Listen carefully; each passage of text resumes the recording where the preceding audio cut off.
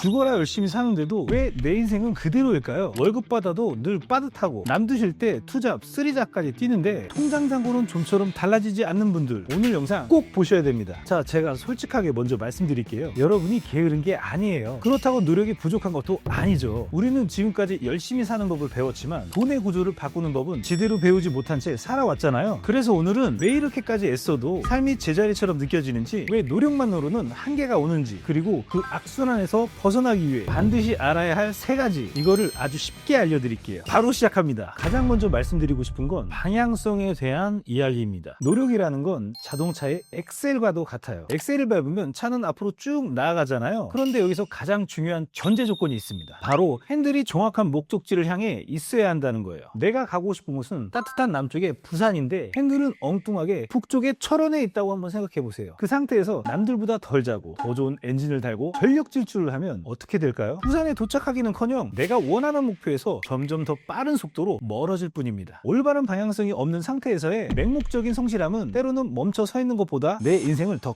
크게 망가뜨리기도 하거든요. 솔직히 말씀드리면 가난하거나 평범한 환경에서 자란 우리들은 방향을 설정하는 법 자체를 배울 기회가 없었어요. 생존이 급급하다 보니 내 목표는 그저 어떻게든 돈을 많이 벌자라는 막연한 안개 같은 것일 뿐이었죠. 저도 사회에 나왔을 때 롤모델이라고는 동네에서 장사하시는 사장님들 뿐이었어요. 저도 사실은 예전에 7년 정도 장사를 했었는데 아무런 베이스 없이 무작정 부딪히다 보니까 얻는 것보다 잃는 게 더 많더라고요. 장사를 할 때 생각보다 정말 많은 것들을 신경 써야 되잖아요. 장사는 단순히 장사가 아니라 어떻게 보면 사업이니까요. 그런데 저는 열심히 장사만 했던 거죠. 저는 그제야 제 핸들이 완전히 고장나 있었다는 걸 인정해야만 했습니다. 방향성을 잡는다는 건 쉽게 말해 세상이 돌아가는 확률 게임의 법칙을 이해하는 거예요. 우리 주변을 한번 볼까요? 요새 스마트 스토어나 무인 아이스크림 가게 같은 창업이 한참 유행했잖아요. 너도 나도 하니까 왠지 나도 하면 열심히 돈 벌 수 있을 것 같고 정말 생각보다 엄청 쉬워 보이고, 그런데 현실적으로 계산해보면 어떨까요? 그 시장 안에서 정말 직장인 월급보다 더 많이 벌어가는 사람은 상위 1%가 채 되지 않아요. 승률이 1%도 안 되는 시장에서 정말 피를 흘릴 각오로 열심히 일을 해야만 살아남을 수 있는 싸움판인 거죠. 그런데 우리는 이런 현실은 들여다보지 않은 채 정말 화려하게 포장돼 상위 1%의 영웅담만 보고 내 피 같은 전 재산과 시간을 그곳에 다 올인합니다. 이건 노력이 아니라 정말 무모한 도박을 하는 거와 똑같아요. 그럼 대체 나만의 올바른 방향성, 승률이 높은 게임은 어떻게 찾아야 하나요? 이렇게 막막해 하실 수도 있어요. 여러분, 당연한 거예요. 당연히 걱정될 수도 있습니다. 그래서 저는 늘 이렇게 조언을 해드리거든요. 정말 화려해 보이는 레드오션, 정말 피 터지는 경쟁 시장 말고 남들이 귀찮아하고 어렵게 느끼는 곳, 하지만 리스크는 극히 적은 곳으로 눈을 돌리셔야 돼요. 예를 들어 볼게요. 물건을 떼다 파는 건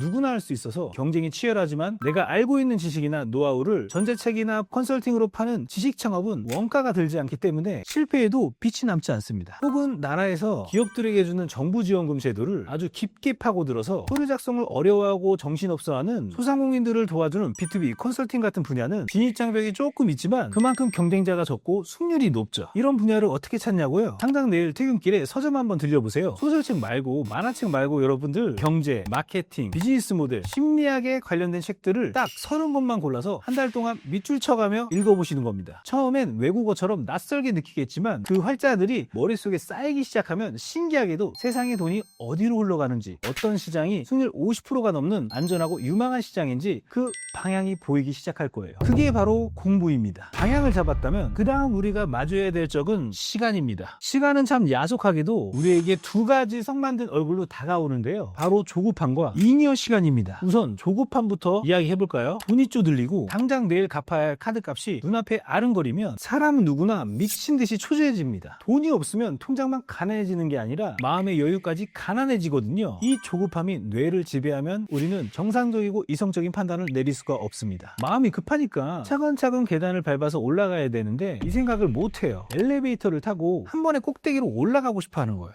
누군가 이 주식이 내일 상한가로 간대, 이 코인에 투자하면 2달 만에 3배로 불려준대 라고 속삭이면 평소 같으면 코웃음 쳤을 그 허술한 말에 내 피 같은 전 재산을 걸어버리는 거예요. 빚이 많으신가요? 아니면 지금 당장 손에 쥔 시드머니가 너무 초라한가요? 맞아요. 속상하실 거예요. 그렇지만 그럴수록 숨을 아주 깊게 들어 마시고 더 냉철해지셔야 돼요. 가진 게 없을수록 우리의 선택은 신중해야 하고 더 이상 잃을 게 없기 때문에 오히려 천천히 제대로 된 길을 갈 여유를 강제로라도 가지셔야 됩니다. 조급함을 가난을 벗어나는 동력이 아니라 가난을 영원히 고착화시키는 독약이라는 걸 잊지 마세요. 그리고 더 뼈아픈 2번째 시간의 얼굴, 잉여의 시간입니다. 여러분도 이런 말씀 드리면 조금 찔릴 수도 있는데요. 근데 정말 정말 역설적이게도 경제적으로 힘들 분일수록 무의미하게 흘려보내는 시간, 잉여 시간이 훨씬 많습니다. 저도 아주 예전에 돈이 정말 별로 없었을 때 정말 아이러니하게도 정말 괴롭지가 않았어요. 왜냐면은 제 손에 세상에서 제일 재밌는 스마트폰이 있었으니까요. 솔직히 와이파이만 터지면 유튜브나 넷플릭스, 게임도 할 수 있고요. 그러니까 현실의 비참함을 까맣게 잊고 그냥 마냥 웃고 떠들 수 있으니까요. 하지만 세상에 공짜는 없습니다. 대기업과 플랫폼들은 여러분이 멍하니 쇼츠 영상을 넘길 때 낄낄대는 그 시간들을 뺏어가서 수십조 원의 부를 쌓고 있어요. 우리는 내 귀한 인생의 시간을 갖다 바치며 그들의 배를 불려주는 성실한 소비자로 전락해버리는 거죠. 여기서 오해하시면 안 될 것이 하나 있습니다. 성공하려면 무조건 잠을 줄여야 한다는 식의 가혹한 잣대를 들이밀려는 게 아니에요. 하루에 4시간만 자고 어떻게 버텨요? 건강 다 망가지는 거 아니에요? 이런 질문 정말 많이 받습니다. 제 대답은 정말 단호해요. 여러분, 억지로 잠을 줄이진 마시고요. 적어도 7시간은 자야 뇌가 맑아진다면 푹 주무시는 게 맞습니다. 수면보다 더 중요한 거는요, 깨어있는 시간의 밀도거든요. 출퇴근하는 지하철 안에서의 그 짧은 1시간, 아니면 퇴근 후에 씻고 소파에 누워서 잠들기 전까지의 3시간, 이 황금 같은 자투리 시간에 우리는 대체 무엇을 하고 있나요? 연예인 가십거리를 읽거나 남의 화려한 SNS를 보면서 상대적 박탈감을 느끼고 있진 않나요? 그렇게 버려지는 3시간을 1년으로 환산하면 1000시간이 넘습니다. 이 1000시간 동안 남들이 만들어 놓은 콘텐츠를 소비만 할 것인가, 아니면 내 미래를 위해 글을 쓰고 영상을 찍어보고 새로운 기술을 배우며 생산자로서의 삶을 준비할 것인가. 이 작은 밀도의 차이가 3년 뒤, 5년 뒤 미래의 여러분의 인생을 완전히 다른 차원으로 데려가 놓을 거예요. 시간은 여러분들이 쓴 그대로 훗날 여러분들에게 잔인하게 복수하거나 눈부신 보답을 안겨줄 거예요. 마지막으로 살펴볼 것은 우리가 속해 있는 환경, 특히 인간관계에 대한 조금은 씁쓸하지만 반드시 직면해야 할 현실입니다. 심리학의 크랩 멘탈리티라는 아주 유명한 개념이 있어요. 어부들이 개를 잡아서 바구니에 담을 때 뚜껑을 덮지 않는데요. 왜 그럴까요? 한 마리가 바구니 밖으로 나가 살겠다고 필살적으로 기어 올라가면 신기하게도 밑에 있던 다른 개들이 그 친구의 다리를 꽉 물고 바닥으로 질질 끌어내린다는 거예요. 너 혼자 살아서 나가는 꼴은 절대 못 봐. 이거랑 똑같은 거죠. 결국 다 같이 바구니 안에서 생을 마감하게 됩니다. 그런데 참 소름 돋게도 우리 사람들의 마음속에도, 특히 우리가 오래 속해 있던 평범한 환경 속에는 이 꽃게들과 비슷한 본성이 숨어 있어요. 나쁜 사람이라서가 아니에요. 이건 인간의 아주 자연스러운 방어 기제 같은 거예요. 평소에 나랑 비슷하게 고만고만하게 살던 친구가 어느 날 갑자기 술자리도 거절하고 주말에 독서 모임 가고 사업 준비한다고 유난을 떨기 시작해요. 그러면 겉으로는 멋진데? 또 응원할게, 이렇게 말을 하지만 속으로는 무의미한 시간을 보내는 자기에 대한 현실을 직면하게 되니 본능적으로 불편함을 느끼는 거죠. 그래서 무의식적으로 여러분의 도전을 깎아내리거나 은근히 조롱하게 되는 거예요. 여러분이 지금의 익숙한 가난과 평범함에서 벗어나 비상하려고 한다면 가장 먼저 이 익숙한 환경으로부터 과감하게 거리를 두셔야 됩니다. 주말마다 모여서 신세 한탄이나 하고 회사 상사 욕이나 하면서 싸구려적인 방법으로 스트레스를 푸는 모임, 그게 당장 위로가 될지 몰라도 장기적으로는 여러분을 바구니 안에 가둬진 꽃게랑 다름이 없게 되는 거예요.